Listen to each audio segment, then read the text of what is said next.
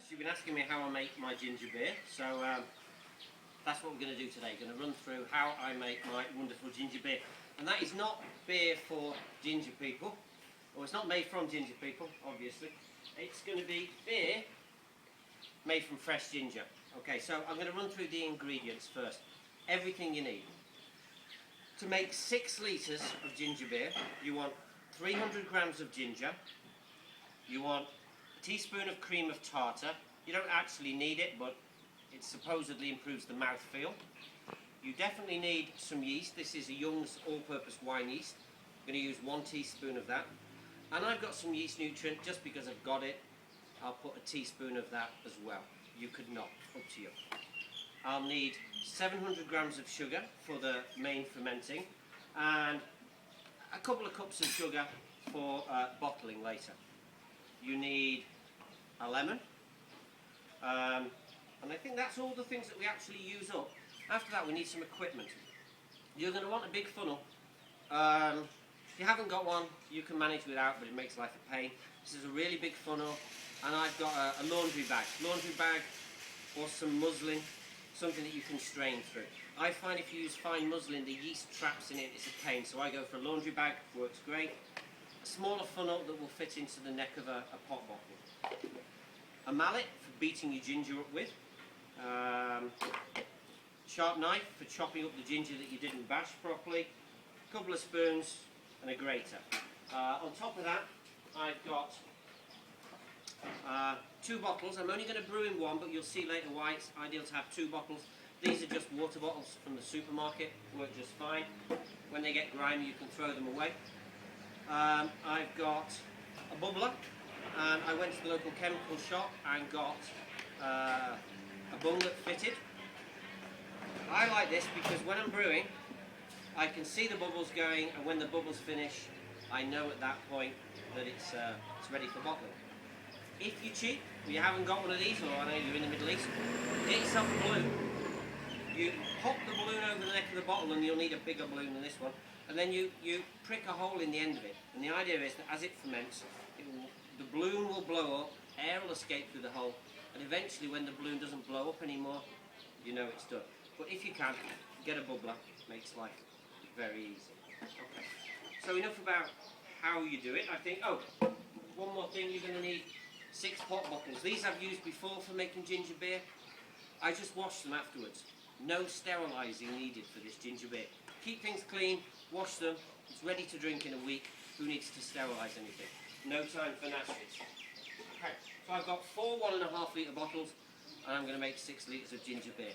In fact, I'm going to make a little bit less than 6 litres. A little bit of space will be lost to the ginger. Okay, so to start to make it then, I put some water onto the boil. I've got about 3 litres of water. I'm going to pop that back on the boil. And this is very important, that we're going to stew this to make it properly. Into there, I'm going to add all of my chopped ginger. You need to wash it really well. There you go, that's that done. Okay, that's as much washing as mine gets. This is a bit messy, so have a drink first. Lloyd knew how to make things. Okay, so I'm going to literally try and obliterate the ginger, and some of it will fall on the floor. Never mind, it'll taste fine.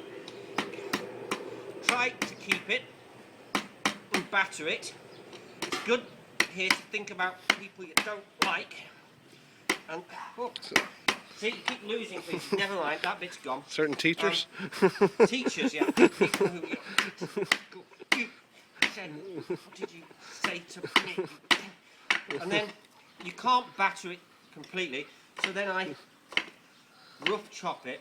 What we're trying to do is expose as much of the ginger as possible, so that when we brew it, which is basically what we're going to do with it, we'll get all the lovely ginger taste out of it. So I'm not going to spend hours doing this. So I'll rough chop, and that's going in to my boiling water. It's going to go into boiling water, and it's going to make alcohol. Oh, I should have said this ginger beer, definitely not for children. This recipe comes out about 6% proof, maybe a little bit stronger. And About 3 glasses is as much as most people can drink before they start saying, "Ooh, I feel funny." Okay, rough bash. I guess they'd call it bruised ginger, but I prefer battered. Okay. How quick can I do it? Right, that's enough. In you go. As long as it'll get the ginger taste out, it's all good. Okay, in it goes. Next thing, a lemon. This is a soft lemon, but actually, what I normally use, here we go,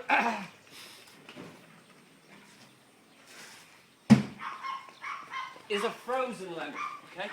Rock hard, I keep all mine in the freezer, and that's because they zest really easily. So I'm going to zest this lemon now. Small side of the grater, take all the zest off. You don't want too much of the white stuff, you just want the lovely yellow bits. I got most of that, that'll do me. Just get that out of there, waste not, want not. And then all of that is also added to the boiling liquid. Okay, then I need the juice of the lemon. Normally I'd go and put that in the microwave on defrost for a couple of minutes. It goes lovely and soft and you can squeeze it. I'm cheating. Here's one that's already soft. I just microwaved this one before and I'm literally going to squeeze that in. I don't care if the pips go in, a bit of the flesh can go in. In fact, I kind of put the flesh in. What I really do want though is get all that lovely juice out of it. One second half. Yeah.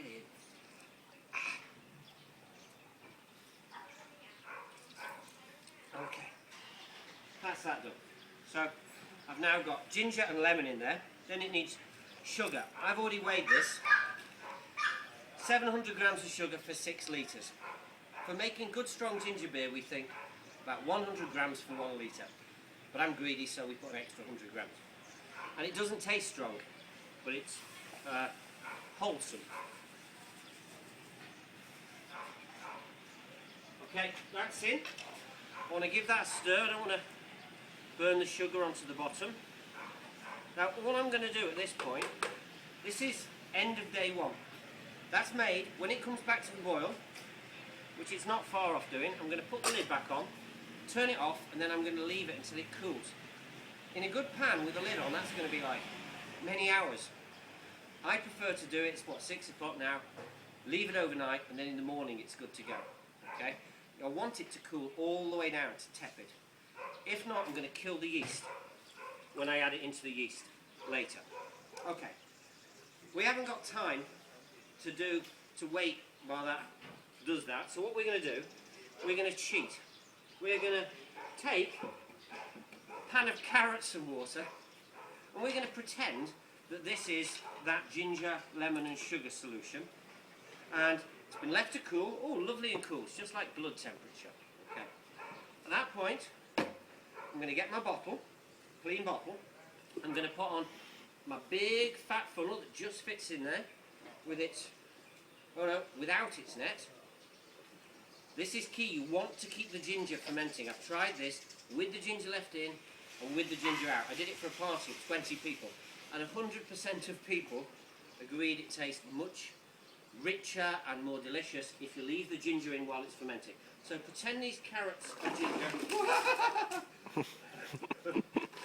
Oh man, too much ginger beer. Okay. Normally I don't do it on a table, it's a bit less messy. And I had about 3 litres of water in there, as I have in that one that's boiling.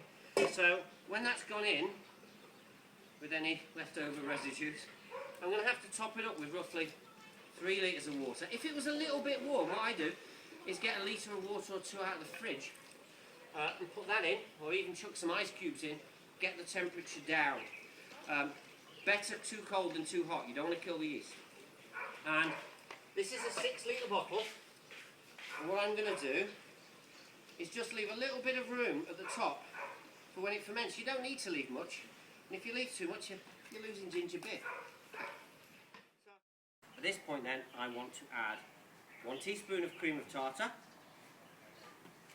1 teaspoon of yeast, wine yeast. Young's dried active wine yeast works great for me. And a teaspoon of yeast nutrient if you have it. If you haven't, no problem. It just guarantees a good ferment. You don't need it necessarily, I just have it, so I use it. Okay, so that's all ready now. It's got a teaspoon of each of those 3, cream of tartar, yeast and nutrient. At this point, put my bung on with its water in. It'll start to bubble in a few hours, or certainly within a day, and within about anywhere from 4 to 7, 8, 9 days, depending on the air temperature where you are, it will stop bubbling. It will have completed its ferment. So at that time, it's ready to bottle. So I'm putting this to one side. It's pretty hot here, so it takes 4 to 5 days. It will be complete. I come back to it, I'll find it with a yeasty deposit on the bottom, and it's ready to move on to the bottling stage. Okay, 3 stages. 1, the brewing in the first place. 2nd, the fermenting. 3rdly, putting it in the bottles. So, to do this, I could siphon the liquid from here straight into bottles. But there's a problem with doing that. I've got all these chunks of ginger in it and it keeps blocking my pipe up. Personally, I just find it to be a pain. You feel free to siphon into bottles if you like. What I do instead is take a 2nd bottle, put my great big funnel, which I bought just for this purpose, on top, take my laundry bag, nice clean laundry bag, although, as I said before, sterile is not important, just clean. This stuff's not around long enough for the nasties to eat it. Now I want to move this gently so don't move the yeast off the bottom, and try and pour the liquid off the top. Okay, the ginger won't come out quite as much as the carrots do. Carrots float more than more than ginger does, it would seem.